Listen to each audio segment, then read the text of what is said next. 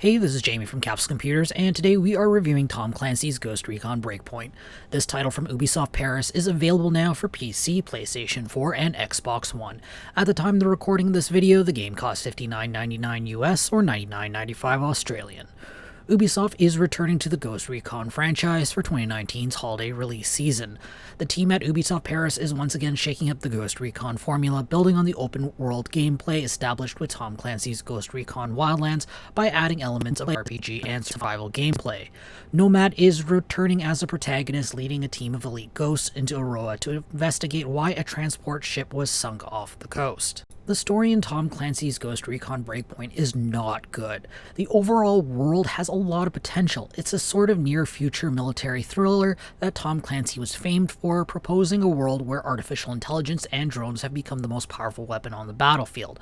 Unfortunately, the writers never live up to the potential, as the story is a cheesy and generic attempt at an action military thriller. The weird MMO-style main town is a massive plot hole. The story keeps pushing the idea that the ghosts are just scraping by with a few soldiers left alive, yet the main town is packed full of other players. The writing is just poor. The main dialogue swings between wooden and cringeworthy. The dialogue for nameless NPCs is even worse, often lacking any context for the situation.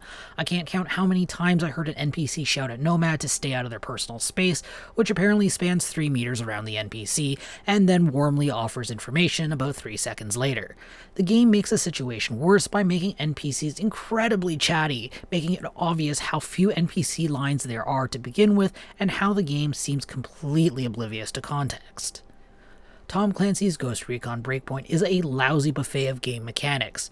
The developer started with a strong foundation from Wildlands, which was an open-world tactical third-person shooter that is still accessible enough for mass-market appeal. For some reason, the developers felt the need to throw in some RPG and survival mechanics that serve little more than window dressing, so a few lines can be added to the game's feature list. What was carried over from Wildlands is still fun. The gunplay is solid, offering a semi-realistic experience that encourages staying in cover and ambushing enemies to even out the odds. Wildlands' class-based multiplayer setup is now found in both single and multiplayer in Breakpoint. The skill tree is a mix of 3 different types of skills. 4 class specializations offer players an active skill and some complementary passive skills. All 4 can be eventually purchased with skill points and swapped at will at a bivouac. Equipped skills offer high-impact buffs to stats, but only 3 can be equipped at a time. Passive skills have slightly more subtle effects, but are always active. The skills never drift far from the realm of possibility, maintaining the fine balance between realism and fantasy. The system also allows players to specialize early in a specific playstyle, then gain flexibility as they level. While the RPG skill system is designed well, the new item mechanics are about as deep as a puddle. The weapon attachment system from Wildlands is back. Unlike the RPG-style item quality bonuses, the attachments have a more noticeable influence on the gameplay. Item drops never feel satisfying. The ability to purchase level-appropriate weapons of the player's choice puts a slight damper on the loot pinata, incentivizing players to prioritize blueprint hunting over gear. Item management is plain clumsy. Players have an access to an item wheel with 3 offensive slots and 3 utility slots. 2 are locked, leaving players with only 4 slots to juggle too many items to count. In the end, I found food buffs were just too much of a hassle to use on a regular basis, as medical syringes and binoculars were more important. The survival mechanics are equally as shallow. Water is indirectly the only mandatory consumable resource. Burning through all the available stamina pool will eventually lower the maximum stamina pool, requiring players to either drink water or rest at a bivouac. Even a mildly attentive player will be able to manage their stamina pool, and there's enough water around to be rarely a problem. The food is completely optional, which is a blessing in disguise considering the state of the item wheel. The level and mission design are decent. Aroa is a large open world with a variety of biomes to explore. A liberal number of bases and outposts are scattered across the island for players to raid. The mission system gives players the option of a more directed experience with traditional map markers, or an open-ended detective-style system where players are given clues and told to figure it out themselves. I like the open-ended system as it demands a little bit more brain power and exploration, but having both options available for players is an excellent idea. There is a solid amount of content besides exploring. The story and side missions are augmented with randomly generated faction missions that are refreshed daily. Like most open-world games, the mission objectives tend to be repetitive, falling into some combination of killing targets, blowing up objects, finding intel, or stealing something. Ghost War multiplayer makes a return in Breakpoint. It offers 4 versus 4 combat across a variety of modes. It adapts the existing skill system and removes all item bonuses for balance. Much like the PvE portion of the game, Ghost War is a slower-paced game mode focusing on positioning and tactics. Those who have played Ghost War in Wildlands or tried the Division 2's multiplayer mode will be right at home. It also rewards loot that can be carried over into PvE, so it doesn't punish players for focusing on one or the other. The microtransaction situation is not great, but survivable. I found exploring the game and raiding bases offered enough money to buy all the available attachments and some basic vehicles.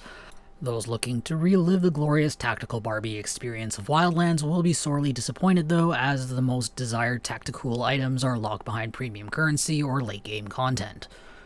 Right now, Breakpoint needs heavy debugging. I encountered many bugs ranging from minor issues like reticles not disappearing to game-breaking bugs like quests not progressing any further. Many of the control-related issues like menus no longer working and the player being stuck in aim mode can be solved by plugging in a controller and inputting a few actions, but it's frustrating as I found these issues popping up at least once a game session, if not more. The graphics in Tom Clancy's Ghost Recon Breakpoint is not Ubisoft's best work.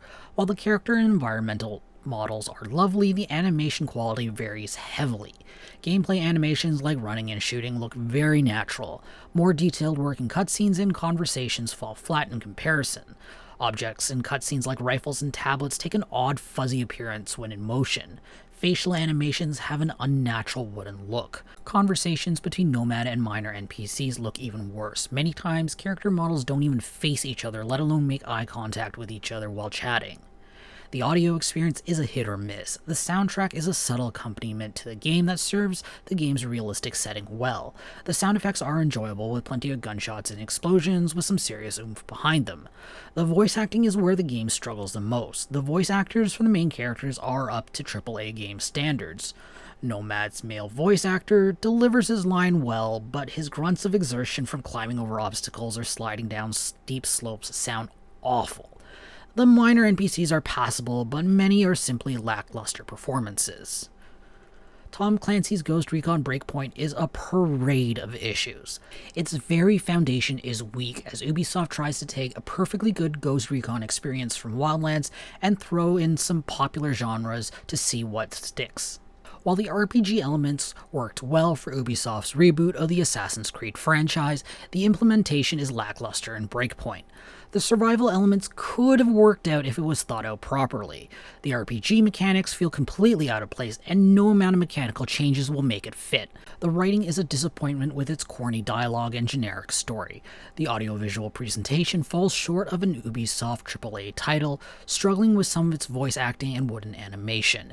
Unless you're a fan of tactical shooters with mass market appeal, you can safely skip over Breakpoint. If this genre is in your wheelhouse, Breakpoint might be worth picking up at an extremely steep discount after Ubisoft spends a few months squishing bugs.